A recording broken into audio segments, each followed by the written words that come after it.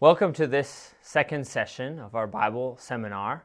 Over the next two sessions, I'm going to be walking you through the whole Bible, from Genesis to Revelation, surveying one of the major storylines throughout the whole Bible. But before we do that, why is that important? Why is it important to know the big overarching story? Well, let me paint a picture for you. I live in Switzerland, where we have lots and lots of mountain landscapes, and I often find myself on a peak looking over this incredible view. Now, when I'm up there, I have a great view of the lakes and the rivers and the valleys, and then when I'm actually down in the valley and next to the river, it becomes that much more impressive because I see how it fits in to the wider picture. Now, you probably have some of your favorite passages, your favorite verse or your favorite chapter, or maybe even your favorite book. And when you're looking so intently at it, yeah, it does speak and communicate a lot. But when you step back and see the big picture, it only becomes all the more impressive. And so that's what we're going to do.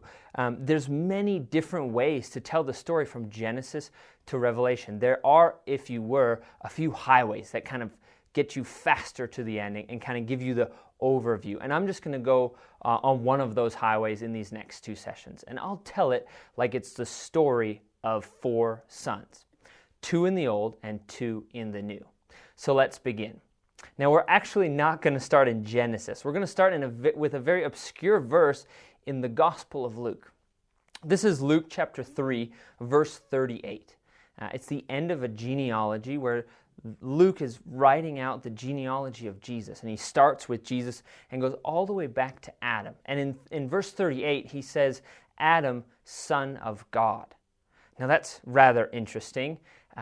His view of Adam is as a son of God. Now, of course, this is a metaphor describing a deeper meaning of who Adam was and one day again who Jesus is going to be for us.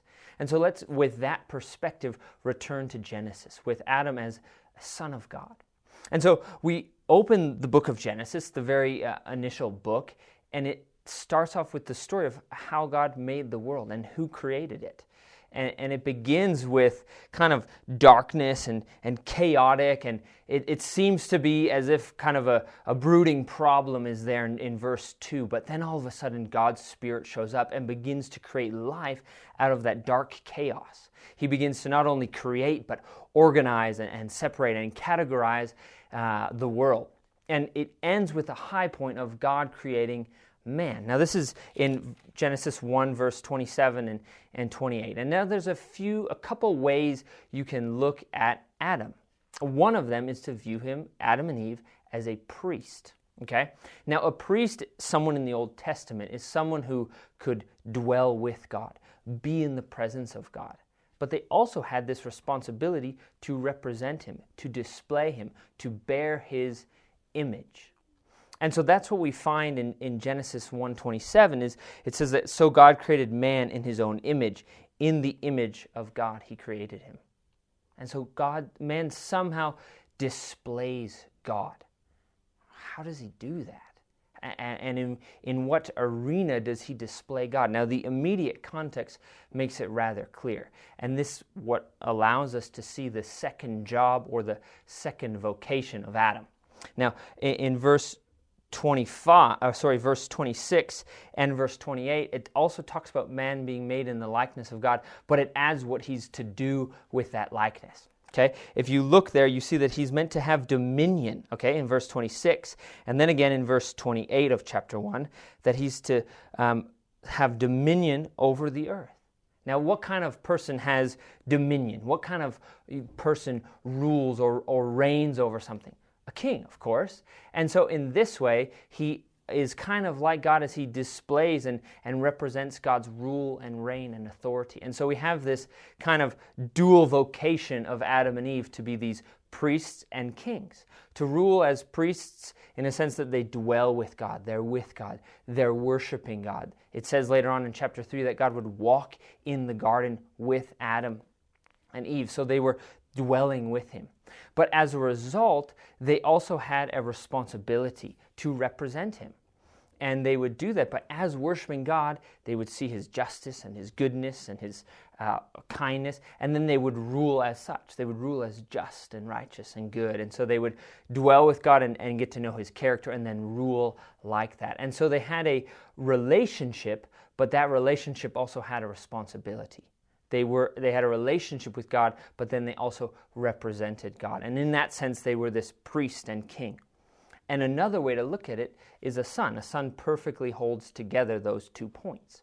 Because as a son, you have relationship, but as a son, you also have a responsibility. And so in that sense, God was creating human beings to be these sons of God, to rule his world as he would see fit. Now, we do know how the story goes. They do dwell with God, but rather quickly they decide not to worship God and look at his right ways of living and ruling the world, and they turn inward and look inwardly to their own ideas. This is chapter 3. And as a result, they're no longer reflecting God's good, righteous character into the world. They're reflecting their own brokenness and selfishness and self-desires. And as a result, God sends them out of the garden. Now, this term of being sent out, sent away from God, sent away from his place where he wants to dwell with you, in the Bible, that's called exile. And God sends Adam and Eve out into exile. Now, we know how the story goes. It kind of spins out of control until Genesis chapter 6, where God says there's so much wicked in the world that he sends a flood to kind of wipe out the world and start again. And then Noah comes on the scene almost as a repeating Adam, right? Noah comes out in chapter 9 of Genesis, and God gives him similar commands to Adam to be fruitful, to multiply, to fill the earth, and also repeating that man is made in the image of God. But Noah, him and his sons also fail, and the cycle begins again, taking us to the Tower of Babel. Now, God promised to never send the flood again, so what's his solution? This first son that started off with Adam led the world into chaos and disorder without a clear representative of God. But God's not going to do the same thing as the flood to restore order. So what's his solution? Now, the solution comes in Genesis chapter 12. This is the beginning of the second son. So if Adam is the first son, as an individual, our second son, what's different about the second son is that it's an entire nation. And this nation begins with Abraham, God promising to bless Abraham and make him a blessing to the nations.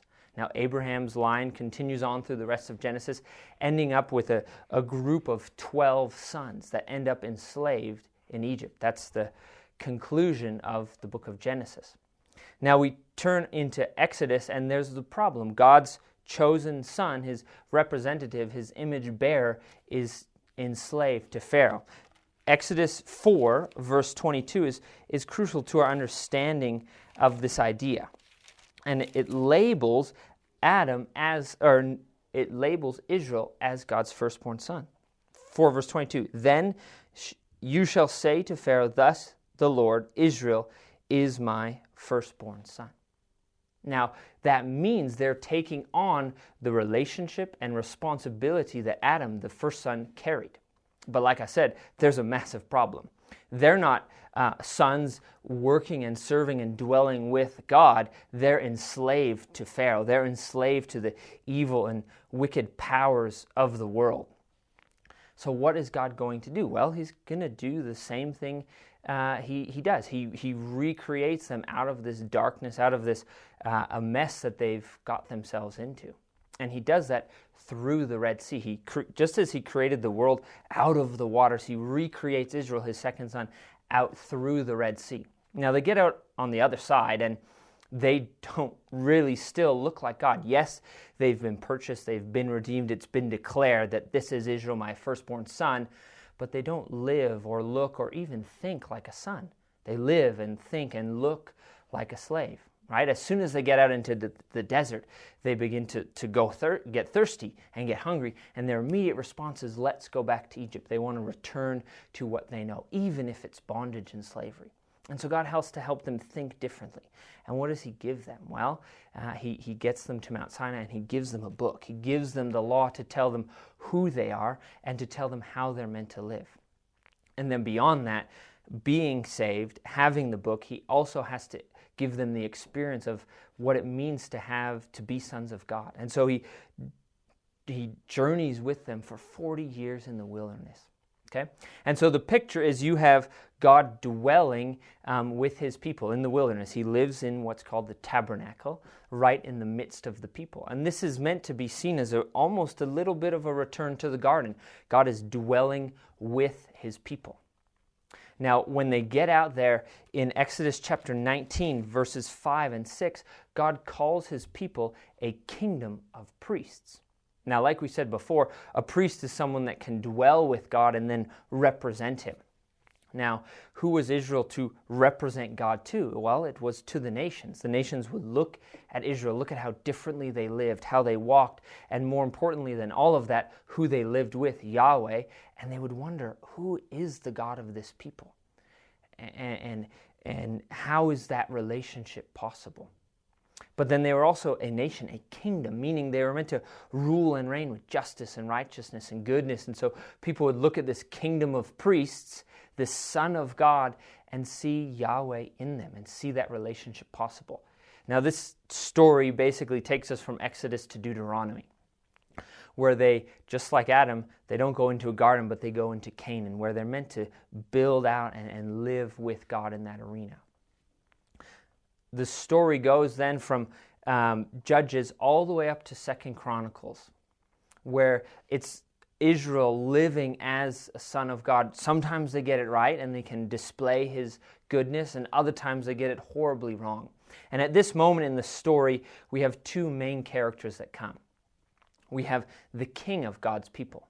And there's many psalms and passages in these historical books where that king is referred to as God's own son. Okay? Because he is the representative of the whole people, the whole sons of God. And he's meant to lead the way and display what it means to walk in obedience to their agreement, to walk in obedience to their covenant as God's son. But most of the time, they get it completely wrong. And instead of walking in right relationship with God and leading the nation into that, they walk in relationships with the other nations and foreign gods. And that's where the other main character comes in, prophets. And these prophets are meant to come to God's people and remind them of their identity, remind them of who they are. Jeremiah in chapter 31, he says, I am a father to Israel, and Ephraim is my firstborn son. Meaning, if you're a son of God, this is how you're meant to live, calling them back to their agreement. Now, they don't. And just like Adam, they fail. They don't want to live as sons of God, freely displaying him, but rather they enslave themselves to the gods of the nations. And they're taken then into what the Bible calls exile. They're removed from their land and placed in Babylon. Now, this is the exact same thing that happened to Adam, and now it's happened to Israel. And the prophets, Jeremiah to Daniel, tell us of this narrative.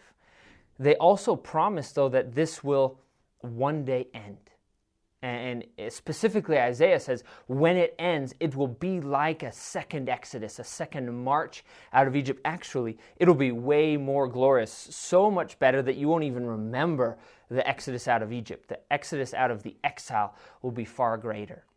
And so they hold on to these passages, and they're in Babylon for 70 years, and then some of them do go home. They go back to Canaan, back to the Promised Land, to Jerusalem, and they fix up the temple that had been burned 70 years earlier. The books Ezra and Nehemiah tell us about this, and the prophets Haggai and Zechariah speak to this situation. But the exile has ended geographically.